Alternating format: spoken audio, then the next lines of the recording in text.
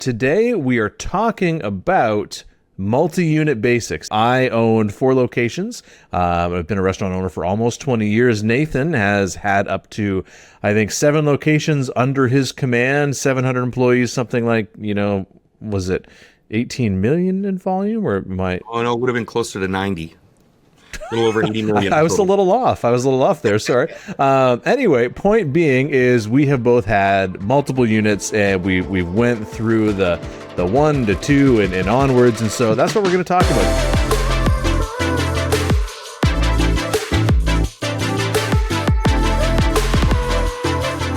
Hey everybody, welcome back to the Restaurant Growth Accelerator. I am your host, Andrew Scott. Now, if you don't know who we are, Ownershift is a company. We help restaurant owners grow their sales, grow their profits, and have more free time with their family. Now, this is going to be a series where we're going to talk about the different stages, because going from 1 to 2 is way different than going, from 3 to 5 and, 5 to 10 and so on. So we're going to break this down a little bit. And the first episode is all about getting from location number 1 to getting to location number 2. So I remember when I made this jump, and I thought for sure, because I could run 1 location, I could run 2, right? It makes perfect sense. I already know how to order stuff. I already know how to hire people. I already know how to run a restaurant. What could be different about 2? And sure enough, there is a shit ton of things that is different about running 2. Going from 1 to 2 is actually the hardest jump. It's my belief. I don't know. What are your thoughts, Nathan? Yeah, 1 to 2 is probably the steepest learning curve. Yeah. Going up to 5 locations, I don't know.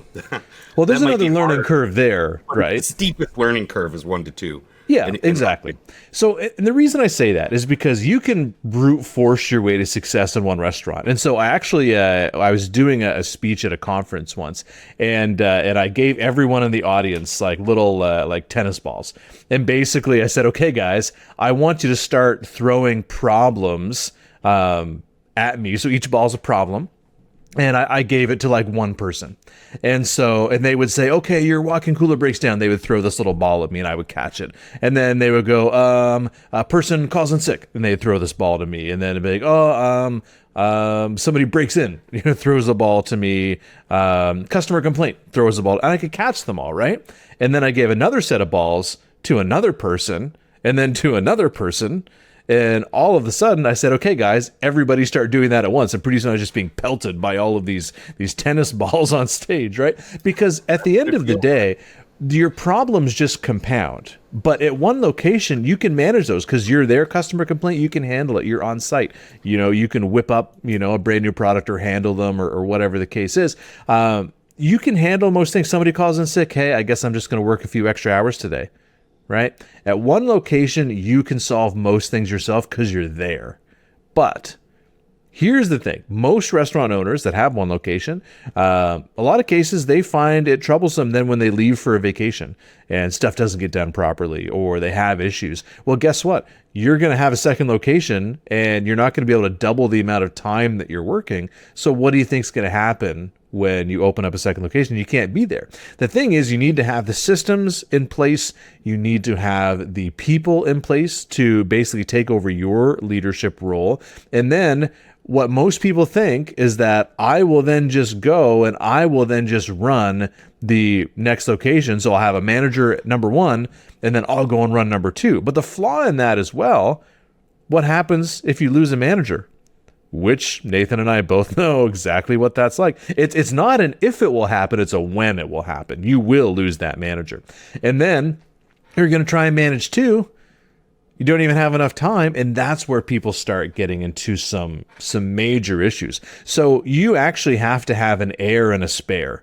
This is kind of one of the things that I talk about a lot. And I, let's just picture you're the king or queen of your restaurant, right? You need to have an heir. You need to have someone, which is your manager, your right-hand person, that, someone's going to take the reins and stuff like that. But, you always need to have a spare, right? And that's something the monarchy did for a long time, is they wanted to have the succession of that bloodline. And so you'd have to have your heir and a spare. Most people don't even have an heir, And if they do, they definitely don't have a spare. And so then they're the ones that end up just being in this really, really tough position. And so I went from my one location and I thought things were running great. In reality, I had no idea how to train managers. I had no idea how to manage managers at that time. But I'm like, sure, I'm going to open up this new one. It's going to be so busy. It's going to be great.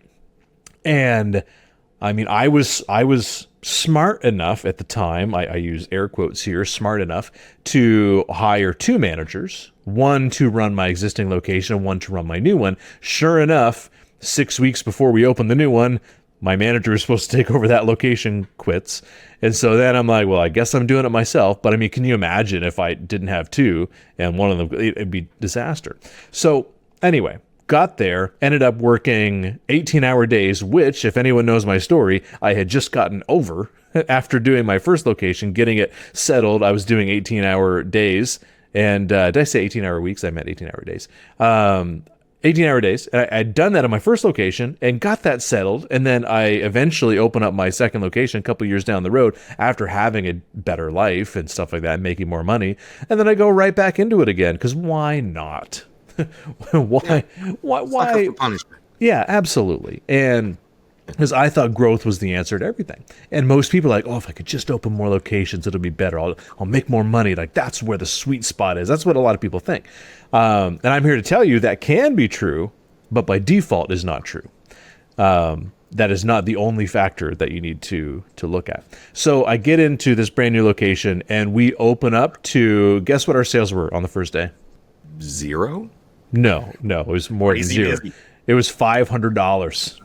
Oh. I had 4 people scheduled all day long.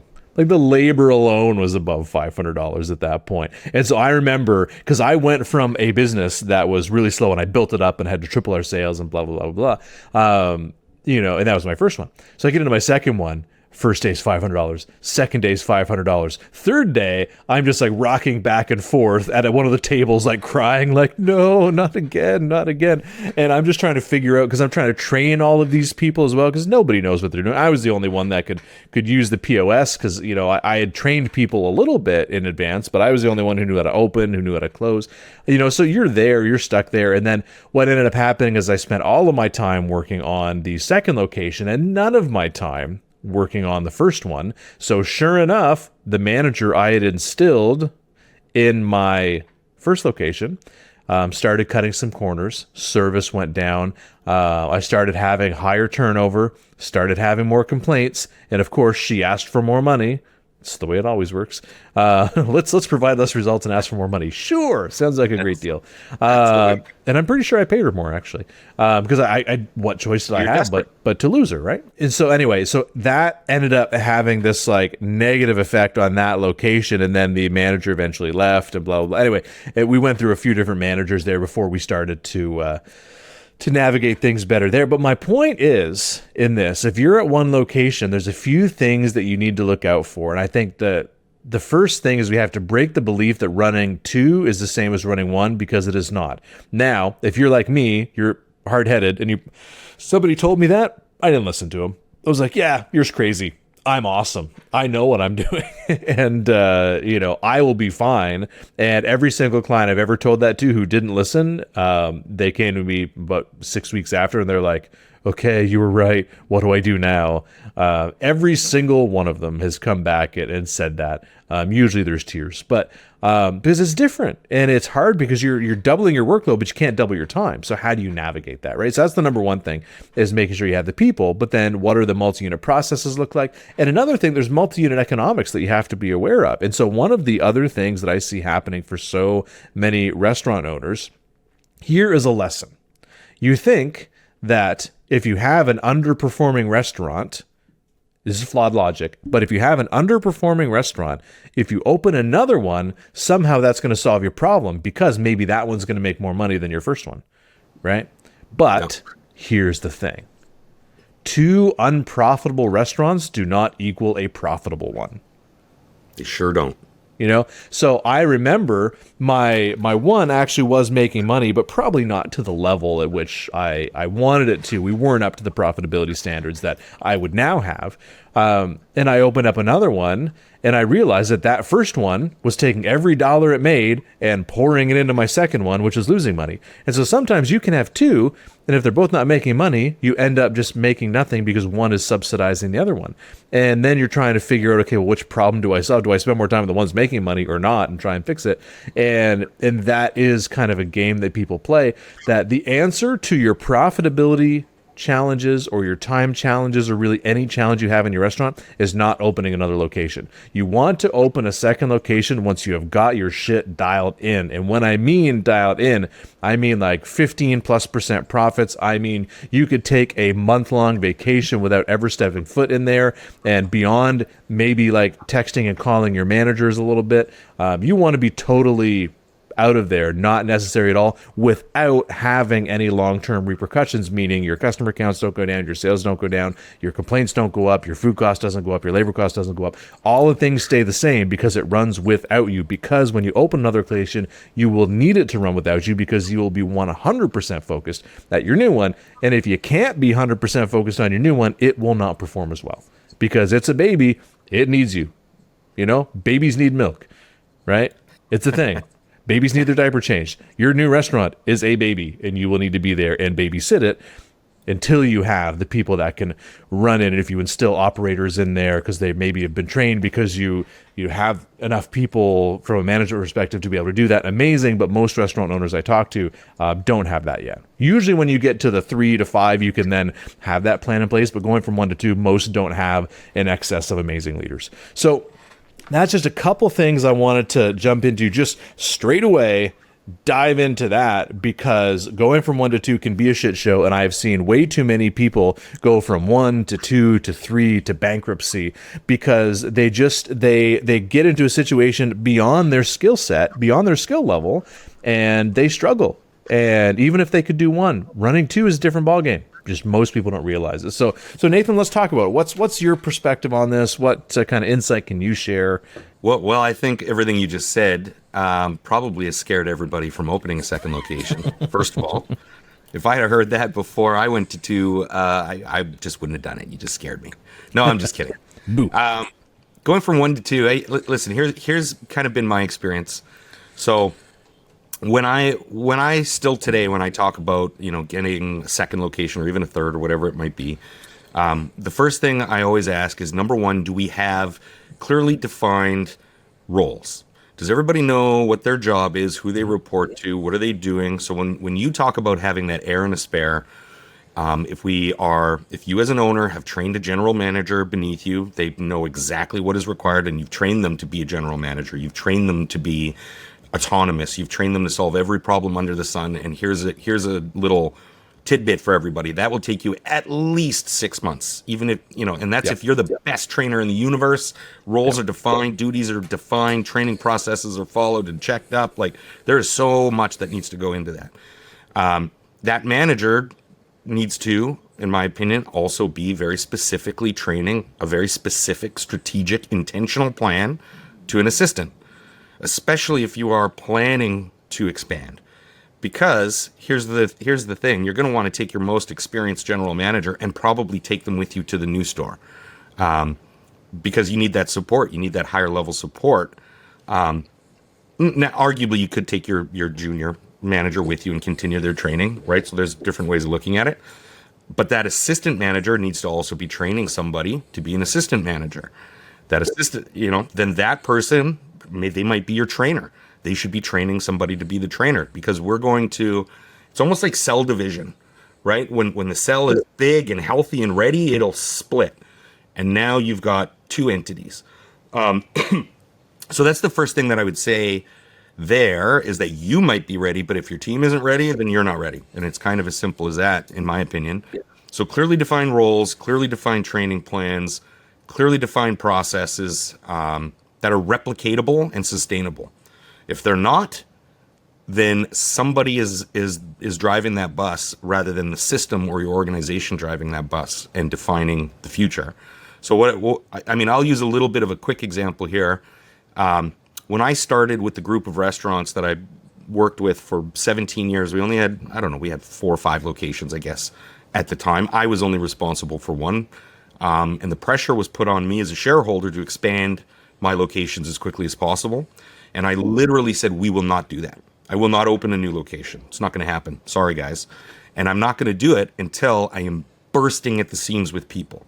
I will open a store for my team, but not until we're ready. So I spent time developing training plans, executing differentiation and performance management, and kicking butt and trying to step back as much as possible. And when I was able to fully step back, that's when I would take my team and split it and start the next location. And I didn't always do it that way. The reason I said that to my shareholders is because I've seen too many locations do that, fail, and not just fail because you didn't have enough people, but because you damaged the brand. So now you've opened a new location and your food is bad and your service is bad and your people are bad and you're stressed out and they're stressed out, and now the brand sucks and nobody wants to go and eat at your restaurant. And I refused to do that again. So in my mind, it's literally, if you can't be 100% freed up at the first location, and maybe even 100% freed up at the second, ideally, then you don't open that second location. You might have to say no to really great opportunities, and that's hard. And it's hard because so many people come to me, Andrew, I found this great location. And so I always ask them, you found this great location. Well, are you ready to invest all that time and money and have it run at a loss at, say, minus, $5K a month or minus $10K a month for 18 months? And to spend all of your time there and never check on your first one, and you will still be okay. And most of them say, well, of course not. I'm nowhere near ready for that. I'm like, then it is not worth the risk. Because here's the thing. We are often rewarded for taking more risks, right? To get into business in the first place, that was a risk. Maybe trying new menu items, and we work hard and we're rewarded for that. But there's also a certain point where you have to look at your business and say, okay, eventually taking more risk is actually unnecessary risk, right? What we need to do is take calculated risk. At the start, we're like, yeah, I just believe in myself and my ability to do it. I'm going to make it happen. At 2, you no longer can make it happen by yourself. And we have to start taking calculated risk because the risks get greater of losing both, because it becomes a house of cards. And we have to make sure that our base is strong enough to support that house of cards to which we are adding onto and building onto. And if it is not, the house of cards can tumble very easily. And that's what I try and warn people about, because it is something that happens, and I've seen it happen way too much. And I have almost experienced it myself.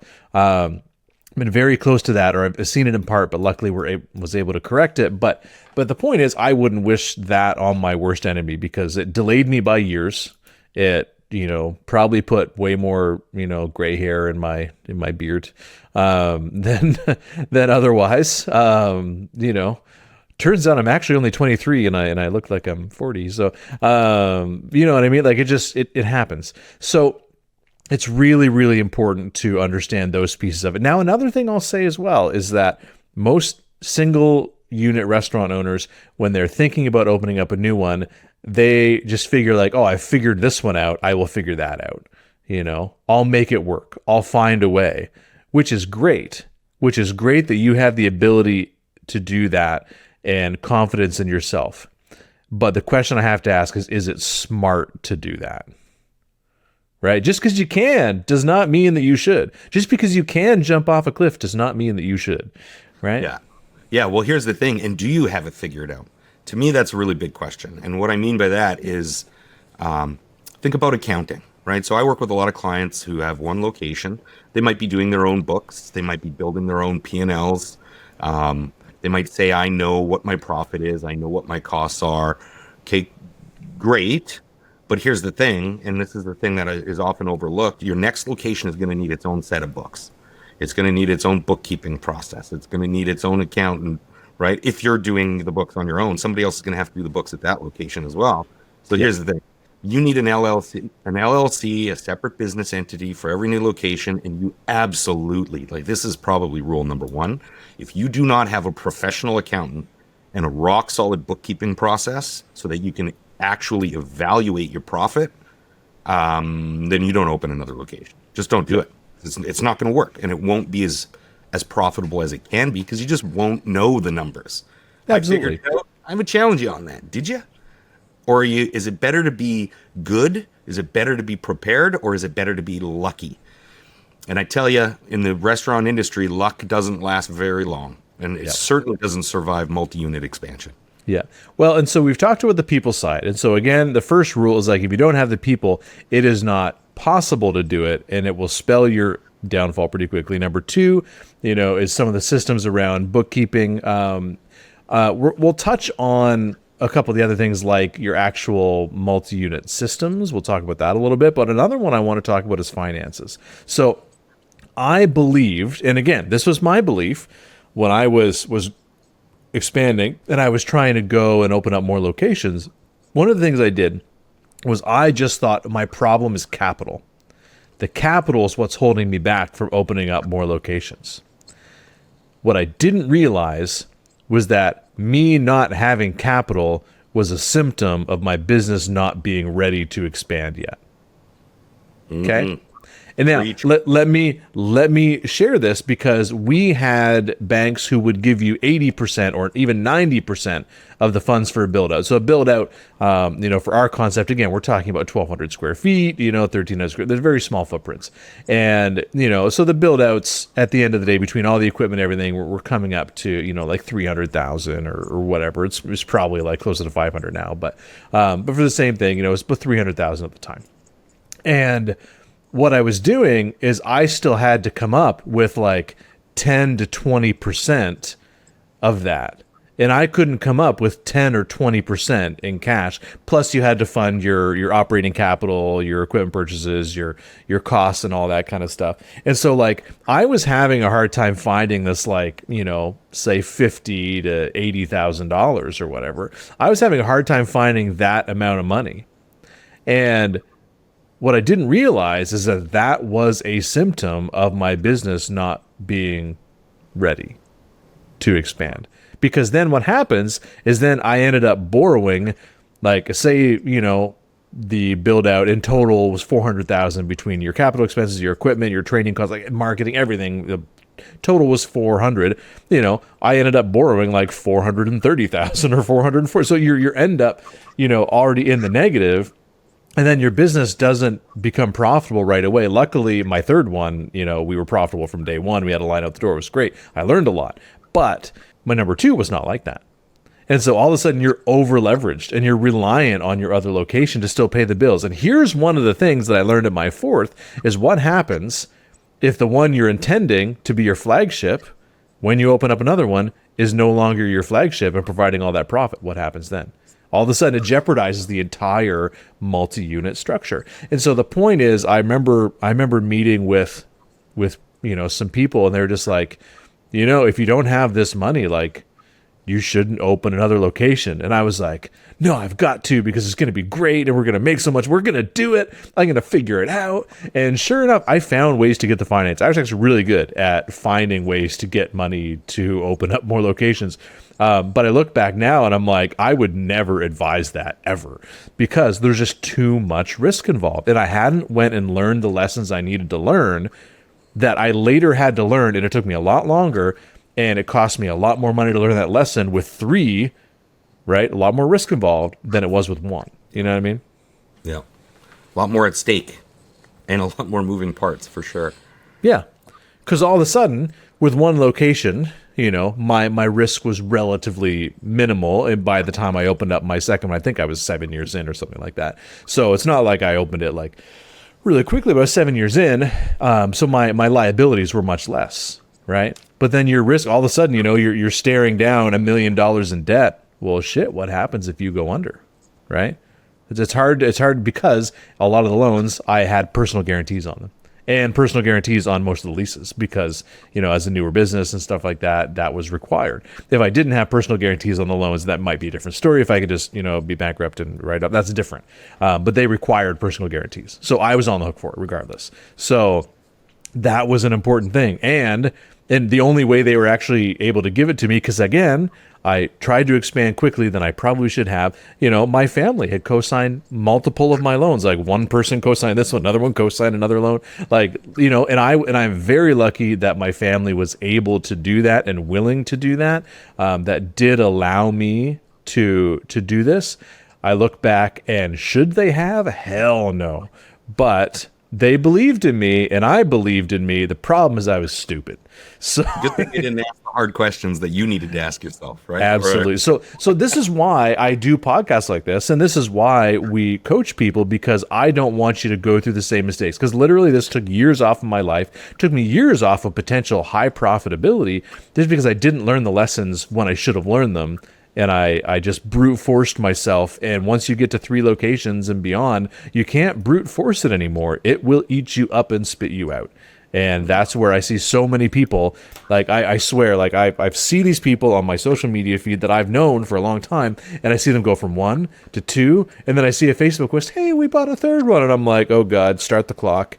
And basically, I'm like, "Okay, it's going to be about 6 to 8 months before they sell one." Anybody want to buy a restaurant? 8 months later. Exactly. It happens so freaking often, and it just pisses me off because it doesn't need to. That's because they just don't know. They don't know what they're getting into, and they don't ask the right questions, and sometimes they're not ready to learn, right? Because some people are just not ready to hear the advice that needs to be said because it runs counter to what they've believed and what they've been rewarded for doing along the way, because they've been rewarded for taking risks and doing things themselves. Well, once you get to multi-units, that doesn't work anymore. It's like, what got me here won't get me there, is that old saying. So, okay, that's my rant on that. So if you're thinking about going to multiple, you absolutely should when the time is right. Yeah. When the time is right. So Nathan, let's talk a little bit about some of the systems between 1 and 2. Like, what are the things that an owner would have to do differently between 1 and 2 versus just at 1? Hey, real quick. What if you could identify thousands in hidden profits, optimize your food and labor costs, and know exactly what moves to make next to grow your restaurant business, all in less time than it takes to drink your morning coffee? That's exactly why I created the Restaurant Weekly Financial Tracker. It's free and available on the link that's in the description. Grab your free copy now and focus in on your restaurant's profitability today. Okay, so let's talk about what I think might be one of the core elements, right? So thinking ahead, if you're thinking about 2 locations, you need to, in my opinion, also begin thinking about 3 to 4 to 5, even if you're not planning on doing it.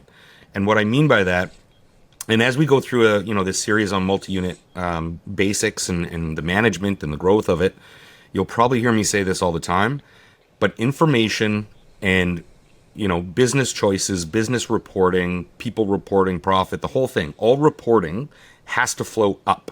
It has to flow to you as the owner. You cannot force or push information down to managers. So I'll use an example. If I get into a meeting with a manager, number one, I have an agenda. This is what you come prepared to present, and this is the information you have to know all the time, right? So they show up and they know their sales. They know their labor. They know the next 4 weeks of their forecasted sales. They've written schedules that are within the confines of my budgeted labor. They've got people plans, 12-week training strategies. So that sounds like an awful lot. But I've learned over the years, over 3 decades of doing it, that if those things are not in place and those managers aren't running the business like an owner, then it's not being run. It's not being run appropriately.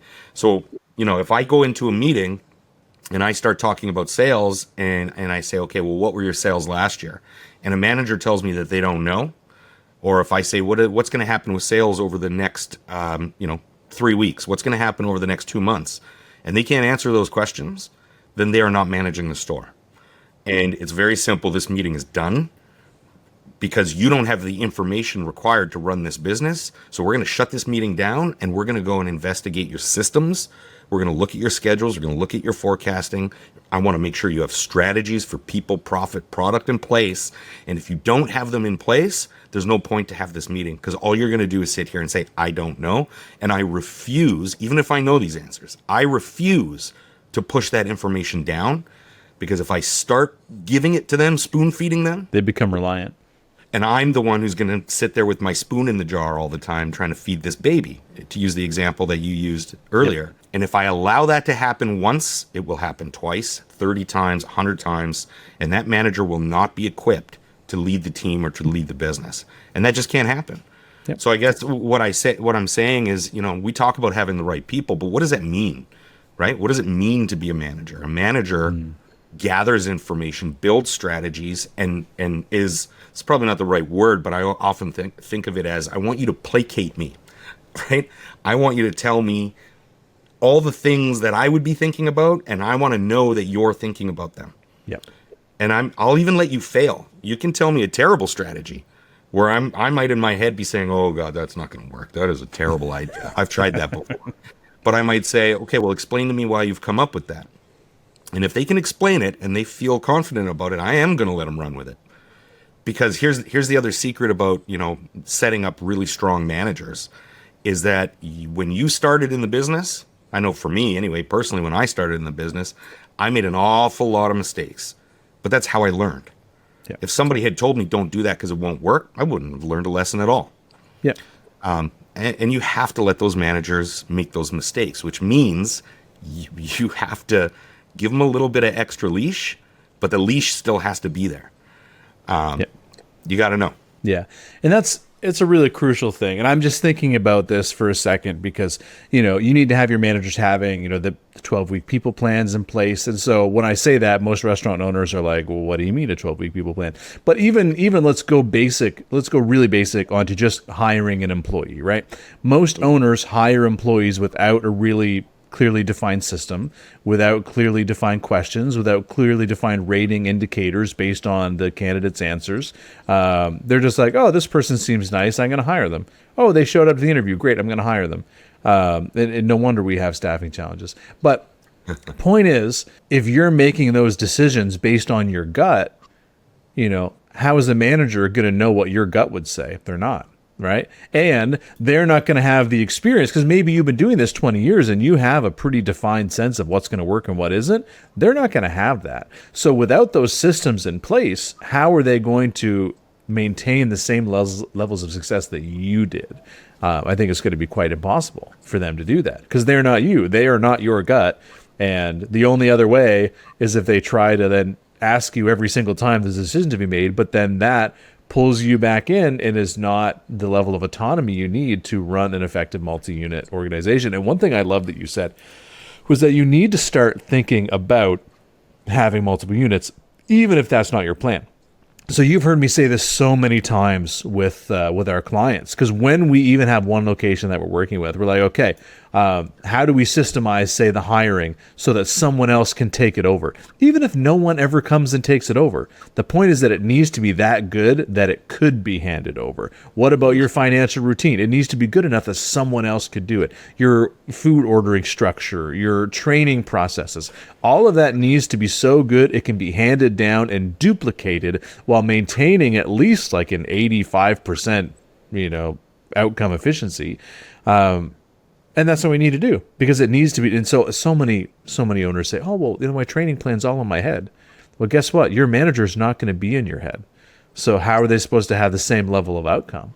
Right. Mm-hmm. And they're all human and we're going to forget stuff. Even I forget stuff. Right. Yeah. You know what? I had a mentor of mine years ago tell me this, and I still use it today. He told me when it comes down to any of the people in your business, your managers, your regionals, your directors of ops, your apps cook, your dishwasher, he said, when it comes to your people, there's only ever going to be two problems. The first problem is going to be selection. It means you've selected the wrong people. They're not the right person. They'll never get it. No matter how you train them, kind of conversation, you can be their trusted advisor and their psychologist or whatever is required. But if they're the wrong person, they'll never get there. And you have to be able to recognize that the selection wasn't accurate or wasn't appropriate for the role that you're looking for. The only other issue, so remember, there's only two.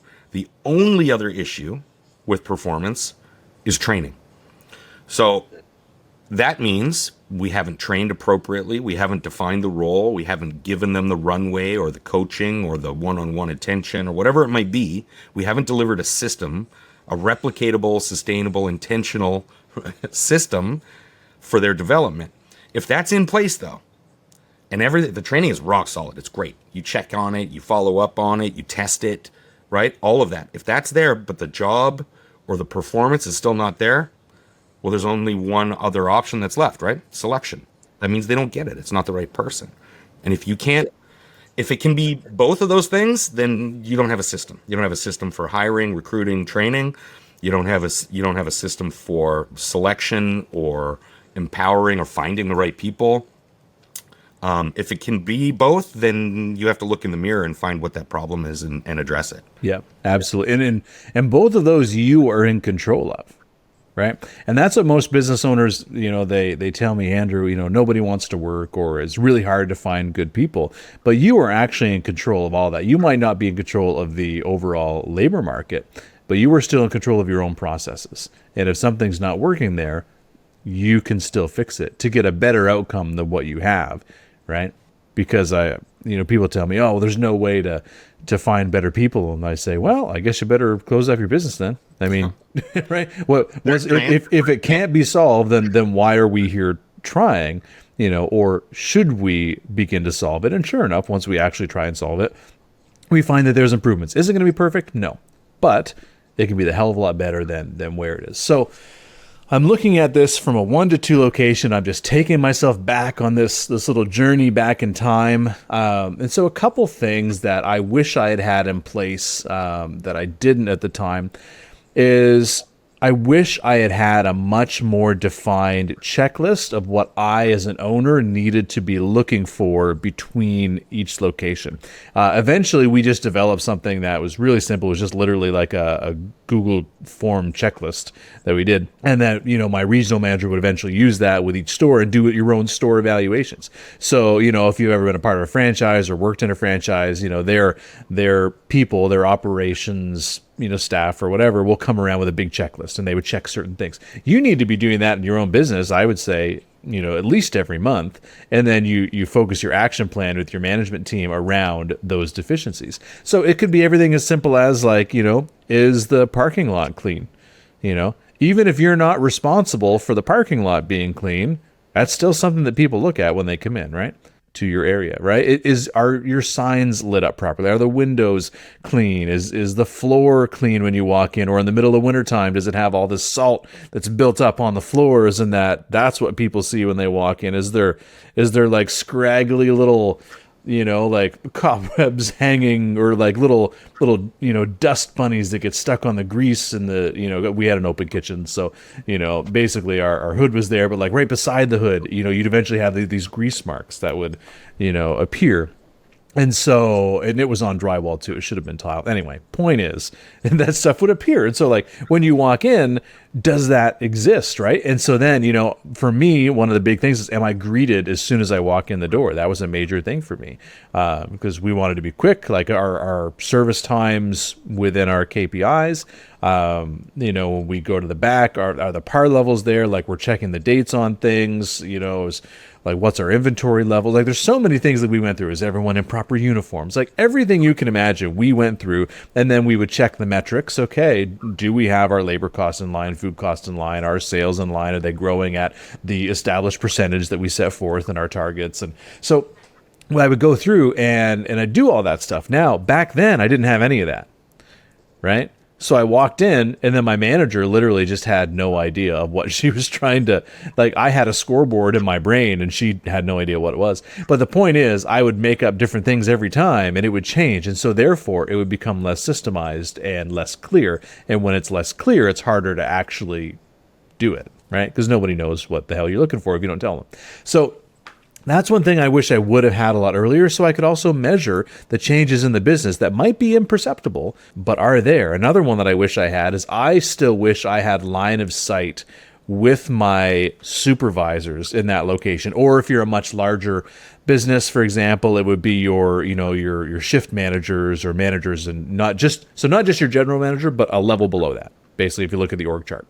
So the reason why that's important is because if I rely on the manager as my sole source of information, I also lose sight on other things that could be happening that are either out of their eyesight or that they may be shielding from me.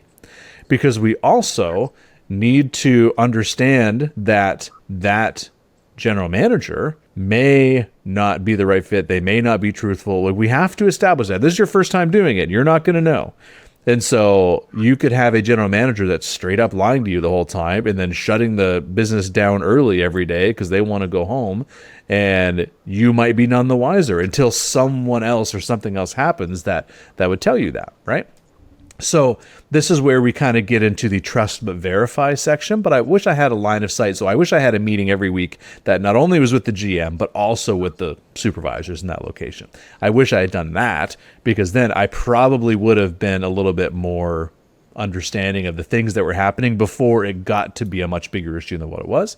That was one thing I wish I had done better. I wish I had monitored the numbers a hell of a lot better, because I was so focused on my new location opening. I probably didn't open a P&L for 3 months from my first location, right? And I was busy because I was thrown into it. What choice did I have? But in that time, we stopped making money. That's something I wish I would have, like, that's thousands and thousands and thousands of dollars that I wish I could have got back, right? And then I could have, had I laid this up properly. So that's something I wish I had done differently. Another thing I wish I had done differently, and this is a trick I kind of learned later on, is, how you mentioned splitting your team in half, like a cell splitting. What I did was I took the new people that were training for my new location. I had them train at my existing one for, I think, 3 shifts.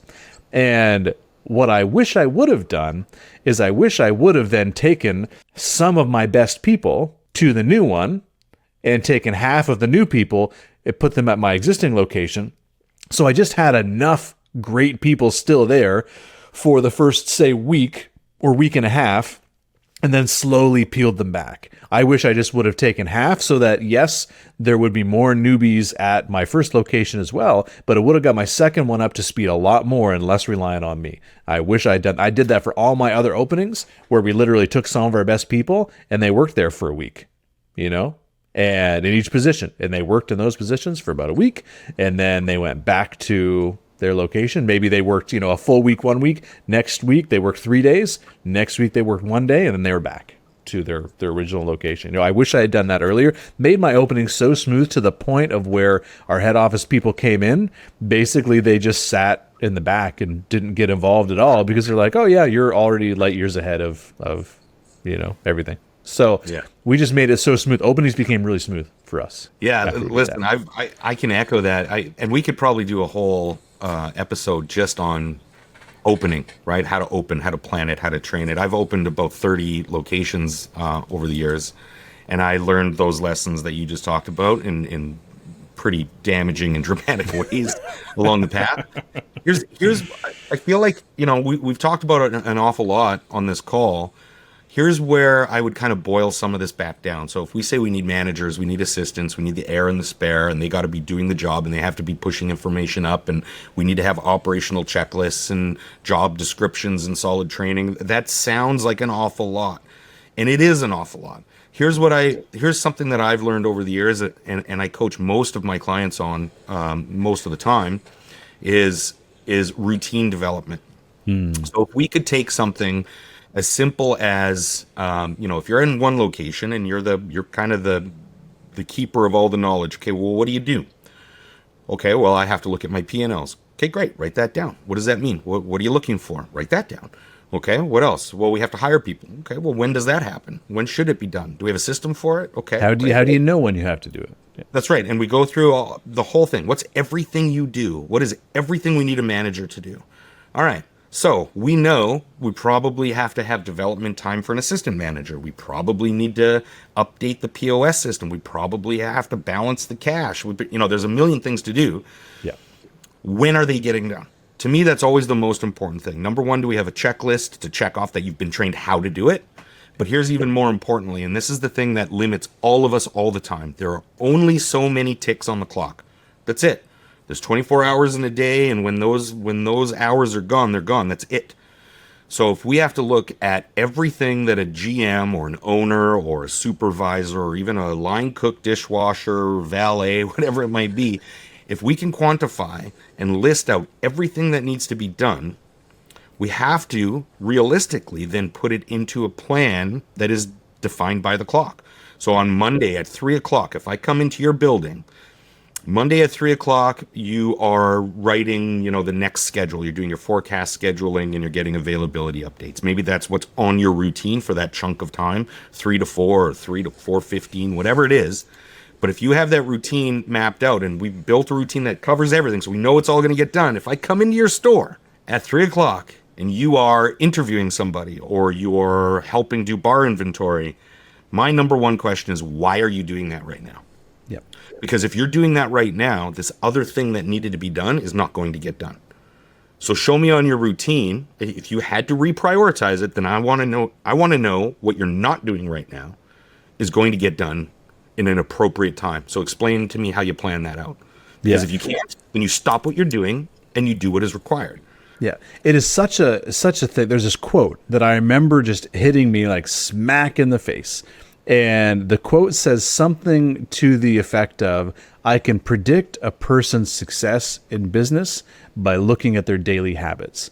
And another way to view that is when people say, oh, you know what, I'm going to be a really successful business owner. This business is going to be amazing. We're going to make tons of money. I just say, okay, great. Pull up your calendar. Because that shows you where you focus in your time. Some of the clients, when we start with them, they don't even have a calendar. They're just like, oh, I work from 10 a.m. in the morning until 8 p.m. at night. Well, what do you do during those periods? And how do you know if what you should be doing is getting done? Then how do you know if you're putting your time towards a thing that move the business forward, or do you put your time towards the things that just keep you the same and in survival mode, right? And if we don't know that, and if we don't know what we should be working on that's going to move us forward, we need to figure that out, and we need to plan for it. And one of the things we had to teach our managers is that, yes, sometimes you are going to get pulled and you're going to have to go help out on the floor. That was always one of our top values. Always have your back. If all of a sudden you get this massive rush, you're going to have to go in and bail them out. That's okay. But how do you then reclaim that time so you still do the things that you needed to do? And most of them would just say, oh, I didn't get it done that day. Yeah, but I'm like, I'll move it to my to-do list for tomorrow. Or maybe the next day.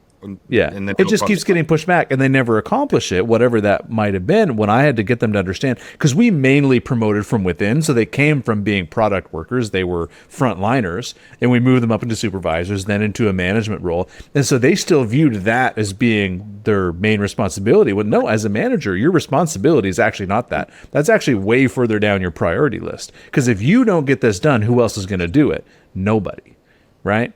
And that is a bigger impact to the business than your ticket times going up by a couple minutes, and for that very short period of time. Running down the throat of these managers saying, well, you didn't do this. You're not getting this done. And now they hate management and they quit. So now you've lost your best line cook, let's say, in that example. Yeah. Because you moved them into management. So your line is weaker. They moved into management. They were disillusioned and they hate it. So they quit. And you still don't have a manager.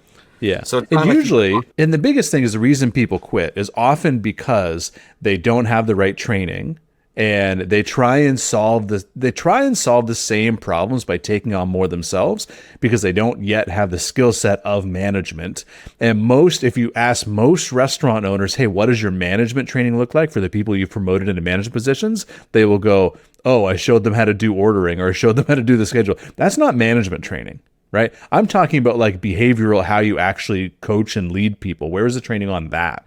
And most don't have it because oftentimes they don't necessarily know it themselves. So they end up leaving because they might not be good with their time. And all of a sudden, because they don't get stuff done, they feel the pressure from the owner because they're not performing that job appropriately.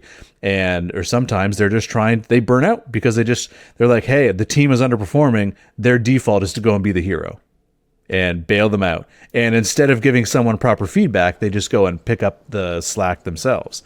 And that person never changes. So then your manager gets burnt out, doesn't accomplish what they need to for the business suffers, then they either leave or get fired. And that is a cycle that I've seen happen way too many times.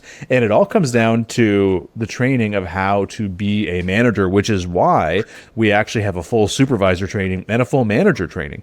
And like you said earlier on in this call, it takes 6 months. Right? Sure, someone might know how to do a Cisco or a US Foods order. You can teach them that in a pretty short amount of time.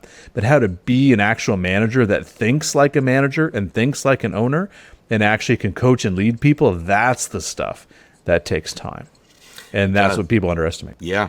And the routine piece in my head still always covers so much of that. right? It's here's the thing for a manager in training, even an experienced manager, even an owner who's been doing this a long time. We always have, and might be a silly example, but it's how I think about it. If we don't have a routine that covers all the things we need to do, so we know somebody comes to us and says, hey, I need this day off. Okay, well, I'm not going to go run to the schedule and change that right now. On Tuesday, I work on the schedule, so give me your request. I'll put that in and we'll do our changes or whatever. That's going to happen at 3 o'clock on Tuesdays, right? Just as an example. But as an owner or a manager who's not organized in a way like that, we've got a million butterflies. Maybe they're moths because it's not very pretty. We got a million moths flapping around in our head all the time. We're thinking about everything all the time, and we're stressed about all of it, but we're not doing anything about any of it. If we can get to a point where we can capture, I know I have to deal with that, and I have time for it. If we can get to a point where we have a plan for that, we can capture those butterflies or moths, and we can put them into 7 jars, let's say, 7 days of the week. And on Monday, we can open that 1 jar. And it's much fewer moths that we have to catch in our net that day. And it becomes less overwhelming, less stressful. And we're going to catch them all. Life becomes better. Yeah, we're going to catch them all. Like, we're going to do it. I can't say it's easy. It's never going to be easy. Sorry, spoiler alert. But it can be easier. And if we catch them all, we move into Tuesday. We open the next jar. Right? And it doesn't turn into this to-do list that eventually is just this insurmountable pile of trash that we've just never gotten to.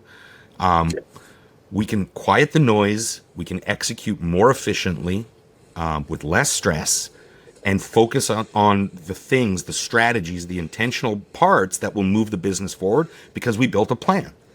And now we're focused on executing that plan. So now that we're on this topic, which I feel, is really relevant, but maybe a little off of the multi-unit management, let us end on this one other thing that I will say is I am a huge believer in DIRN, DIRN, do it right now. Because the more we push things off, the more things will pile up.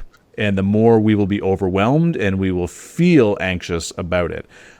Most personality profiles, when there is a gigantic list to do and they can't get to it, it does affect them in different ways. So what I wanted to point out is that, yes, you need to have a routine. You need to have time and space to do those things. I always say that when you are going into a block where like a time block, because we did this with our managers. And sometimes our managers literally left the building to go, if they needed to go work on a schedule and they knew that their staff were just good because they were sitting there, they're like, oh, hey, I just have a quick question for you. Hey, someone's on the phone, and the stuff that you wouldn't call someone about if they weren't there, but because they were there, oh, it's easier to ask that person, right? So sometimes I'm like, maybe you just need to go to the Starbucks across the street and hammer out that schedule. Like maybe that's what you need to do, because if you're there, you might get bothered. And if you find that's your situation, even if you close the door on the office and have a gigantic sign like this store better be on fire before you knock on this door and bother me, they're still going to knock. So my point is if you have a time block for those things, you need to try and eliminate your distractions so you can be focused. That means turning your phone off. Like in this podcast right now, I've turned my phone over because I would instinctively glance at it and then my focus would be shifted. And so I make sure that I turn my notifications off, that I can't see them come in, because otherwise that would distract me. And I did the same thing when I'm working on a big project. Maybe that's for an hour, maybe that's for 30 minutes, whatever the case is. You block out that time. But when you're not in that time blocks, I had a very, very simple strategy. If it was something that would take me 5 minutes or less that I could do in the moment. So, for example, someone emails me and said, like, hey, can you just change this shift or whatever? And I could do it in the moment because I didn't have anything else that was pressing. It wasn't a deep work period where I was working on anything. I could do it. I would just do it right then and there. Most things take me, 2 minutes or less, right? And if I was just say I was on the floor and I was in between guests or something like that, sure, I have time to do that. I'm going to do it right now. If you're literally like, oh, hey, I need to clean that, you could either go, oh, I'm going to put it on my list to clean later, or if it's going to take 30 seconds to clean it, why don't I just clean it now, right? Like, why push things off? And so that has always basically led me to have success. Now, the other thing I do is if I do not have time to do something right that minute. Like I'll give you an example. I had a great idea last night while I was in the middle of watching a hockey game. Basically what I did is I sent myself an email, and I've done this throughout my career. If someone literally tells me, hey, Andrew, can you do this? I say, send me an email, because I will not remember it when I walk out of here. And that's the way that I organized a lot of my to-dos and tasks and stuff like that. And if I have a great idea, I email it to myself for that next time when I have a block that I'm going to be able to handle those type of tasks, right? So we don't lose it. And I can't do it right now because I'm either not in the place or I'm busy with something else. So then I just make sure I have a way to get that to myself that I can then do it when I do have the time. So that's just a little productivity hack I think is extremely useful for people. If you can do it right now, it's going to take less than 2 minutes. Just do it, right? Don't be putting it off. But if you can't, make sure it doesn't get lost, because then it'll never get done. So that's a couple of things I want to leave us on. But before we go, Nathan, any final thoughts before we sign off for today? Well, I mean, so I'll share this thought, because we talked about a lot of different things on this call, right? So I want to circle it back to the intention, which is, going from 1 to 2 locations. When we talk about routines and we talk about discipline and we talk about selection and training and manager readiness before you open your next location, that's everything that we're talking about. If those systems aren't in place at location 1 for your ready manager or your executing manager, then here's my opinion: you're not ready for the second location, because those systems won't exist there, and they won't exist in the first location. And guess what? You are going to set yourself on fire in that process, and you'll be the one catching moths and butterflies you can't handle. So I that's why for me, I run down that, because it is about, when we say you got to have a manager in place, it's not a manager. It's a high functioning, executing, disciplined, powerful manager. And everything I think we've talked about today is part of that. And that's the measuring stick. Yep, absolutely. Okay, guys, thank you for listening today. It's been a pleasure. Thank you, Nathan, for being here. So this is episode 1 of Multi-Unit Basics. Now, we will also be doing other episodes in this series, talking about moving from 3 to 5 and 5 and beyond, and other things that you'll need to learn. So catch us next time for those episodes as well. And it's been a pleasure as always. We'll catch you on the next one.